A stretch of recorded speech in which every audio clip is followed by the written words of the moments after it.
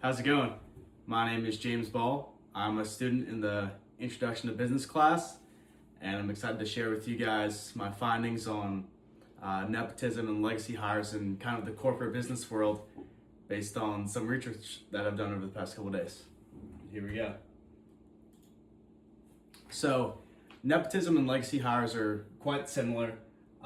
Nepotism is when a company will hire or promote a family member just because their relatives, kind of overlooking the qualifications of their role. And then with legacy hires, it gives preferences to relatives of like current and former employees or founders. And like they sound very similar, but kind of the key difference is that nepotism is a lot closer relationships, like say a CEO's son, daughter, kind of something like that. While a legacy hire is more about like just children of employees. It's not as up there on the hierarchy, and a lot of times there's a lot more rules with nepotism, and so with legacy hires, it kind of gets past the rules and the policies a little bit.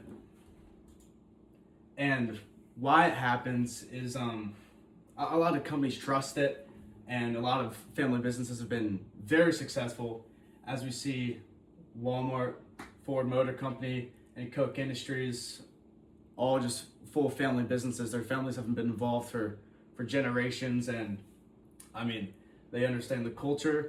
They're quite loyal because it is interfamily, and they can kind of trust each other, and it preserves traditions, and just it keeps the company within similar morals, and it's a lot harder to do that if you're switching CEOs and there's kind of a break in the culture and the belief of the company. So a lot of times it can be really, really successful and really beneficial to the company.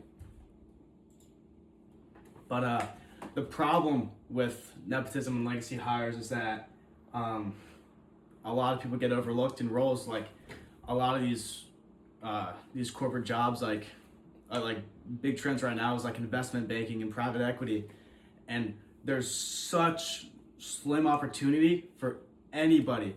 Like people internationally, just they've worked their entire lives for these jobs, and they're so qualified, and if they get just overlooked by just a family hire, it's really unfair, and it can cause just company morale to decrease.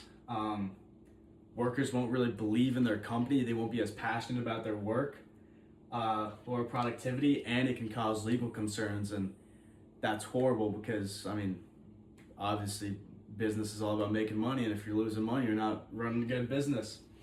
And like an example is just two employees. One has 10 years of experience, the other's the owner's son, and doesn't work that hard. And if the owner's son gets promoted or he gets an upper hand on a job role, like people aren't going to trust that. So is it helpful? Sometimes it could really establish a strong trust, faster decision making, just because they're so coagulated. There's a real long-term commitment, just because like you're looking about like they're on such a long-term like return thought process, because they know I'm gonna pass this to my kid's gonna pass it to their kids, and some of it can be very beneficial and just strong culture and trust within the company. But family members and like people that would be nepotism or legacy hires, they still should be very qualified for the job, and nobody should get overlooked for a role.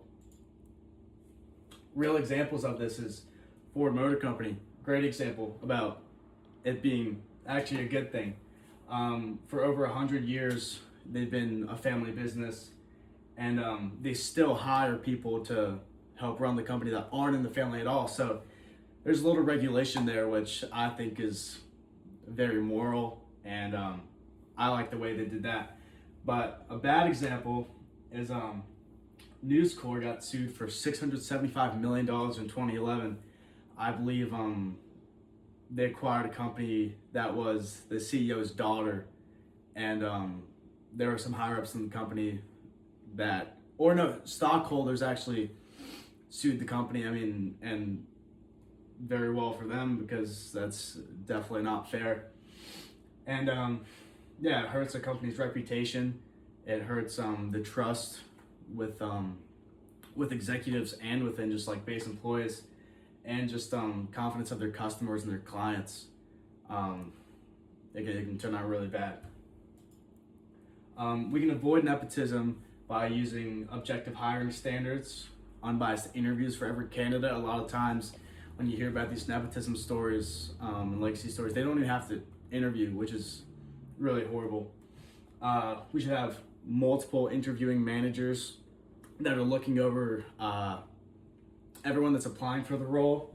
We need to create anti-nepotism policies, and yeah, basically family members or legacy hires should be looked over just as anybody else would be, and it would really help the fairness of getting the role in a company. And just kind of ending it off, nepotism and legacy hiring is really common. It can be good sometimes, but it also can create a lot of ethical and lawful concerns. Businesses really need to balance trust with merit by hiring the most qualified people and always having transparent practices, not really hiding anything about their process. And family connections should open opportunities and not guarantee them. So that's about all I have. Just thank you for listening to me.